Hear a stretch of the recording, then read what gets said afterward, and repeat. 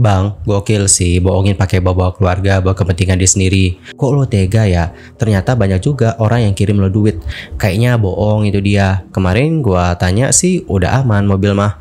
Itu gue selalu nanya, akadnya gimana? Apakah ini akan dihitung hutang atau ini bantuan?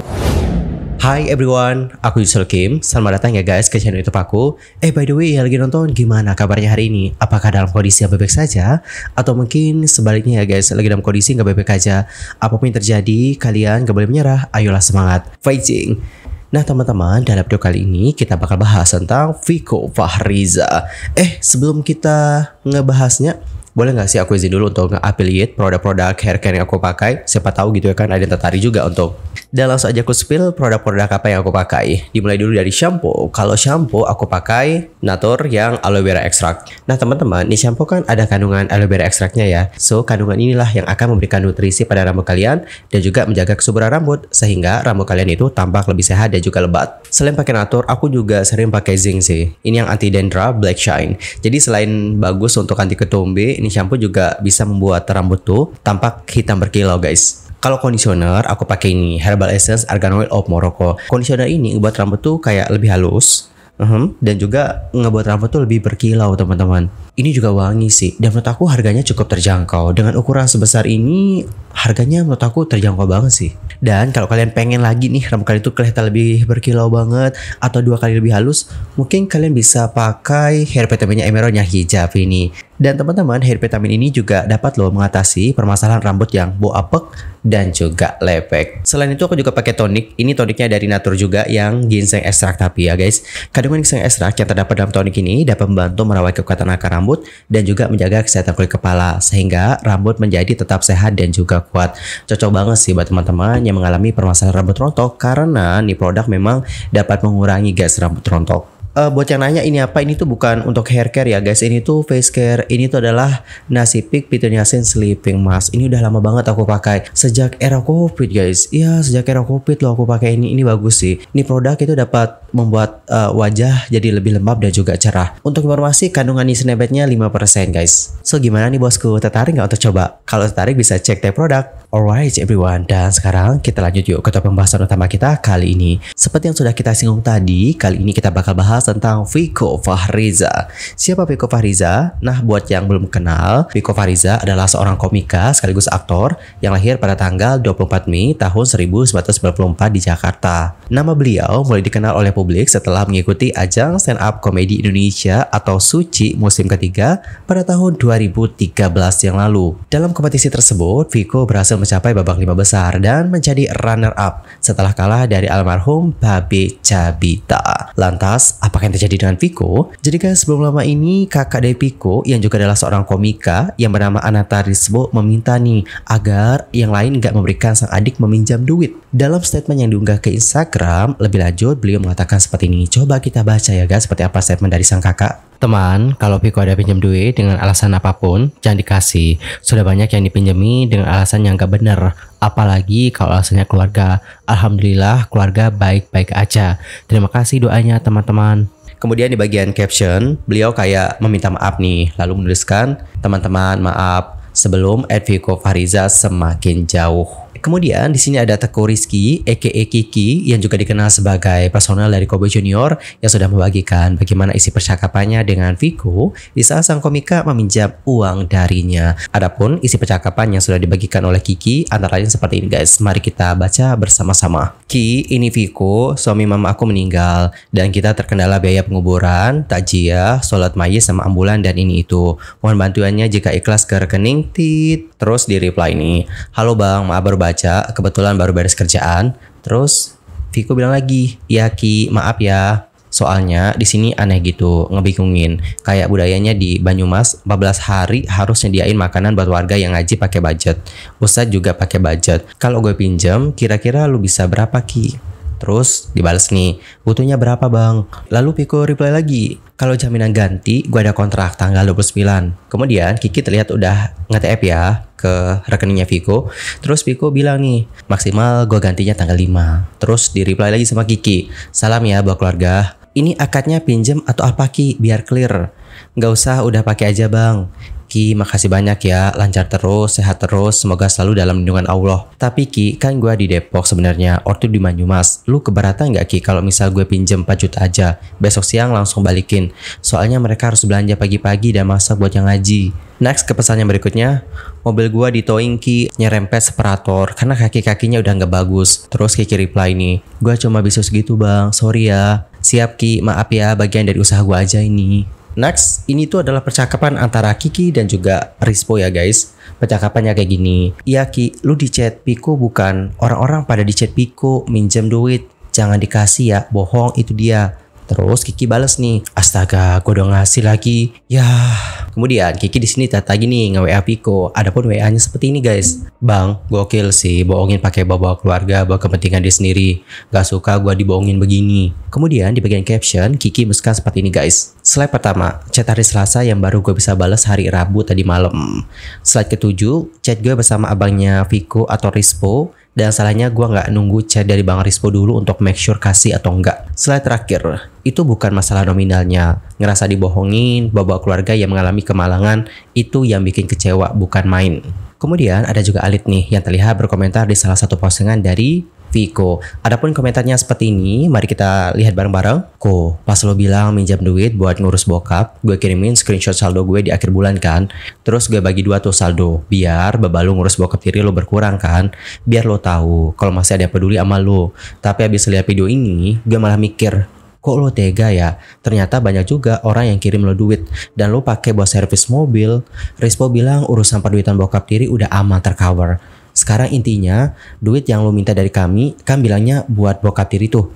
Itu beneran buat bokap tiri lo, atau buat servis mobil kok. Biar gampang ikhlasnya, kalau udah jelas kepake kemana. Biar teman-teman ini juga bisa lega. Semoga lo semakin waras bro, biar hidupmu kedepannya semakin baik. Mulai sekarang dan ke depan, gue masih mencoba percaya apapun yang lo omongin. Dan siap support lo, kecuali soal duit. Dan terlihat Alis sampai ngasih caps lock lo guys. Sementara itu, Viko telah memberikan klarifikasi nih guys, dan juga diunggah ke sosial medianya seperti Instagram dan juga di TikTok. Di awal video klarifikasi, dia itu mengatakan bahwa ada beberapa hal yang perlu diluruskan tanpa membenarkan kesalahan yang diperbuat. Ia menceritakan bahwa dia itu 5 bersaudara dan dia itu paling dekat dengan Rispo. Dan kemarin dia tertimpa sebuah musibah di mana mobilnya itu nabrak dikarenakan reksirnya itu udah jelek katanya dan long tire-nya itu udah nggak bagus. Tetapi karena dia ini punya citra yang kayak nggak baik gitu di masyarakat, musibah itu dianggap terjadi karena dia teler. Padahal bukan seperti itu nih guys, dan ia bisa menjamin bahwa 100% bukan itu penyebabnya. Kemudian karena dia kan ngerasa paling dekat dengan Rispo ya, begitu ada masalah dia pun chat nih ke Rispo untuk meminta bantuan untuk menyelesaikan masalah mobil yang ada di bengkel. Tapi ternyata sang kakak lagi nggak pegang uang nih teman-teman, karena uangnya itu habis dipakai buat invest film GCLS. Dan itu kayak nggak masalah bagi Viko, karena dirinya emang nggak pernah ada tindakan untuk terkesan seperti memaksa minjam duit dari abangnya. Jadi waktu direspon kayak nggak bisa nih minjemin duit, dia bilang ya udah. Setelahnya ia pun mulai meminta bantuan nih kepada orang lain. Selain itu dia juga nambahin note atau catatan bahwa bagi beberapa orang pinjam uang itu aib. Oke, untuk hal ini mungkin kita bisa simak ya seperti apa statement yang bersangkutan. Takutnya nanti aku ada salah-salah ucap lagi. Dan mungkin buat catatan ya, bagi beberapa orang pinjam uang itu aib, bagi beberapa orang pinjam uang itu salah. Tapi kan orang boleh punya persepsi yang berbeda ya. Nah, kebetulan gue nggak ngerasa hal itu karena kalau ada temen-temen gue yang butuh, gue tuh pinjemin aja gitu, dan gue nggak pernah masalah, entah uangnya balik entah uangnya enggak, ya udah, maksud gue kalau nggak balik nanti diganti sama Allah gitu. Kalau balik ya alhamdulillah pertemanan tetap terjaga.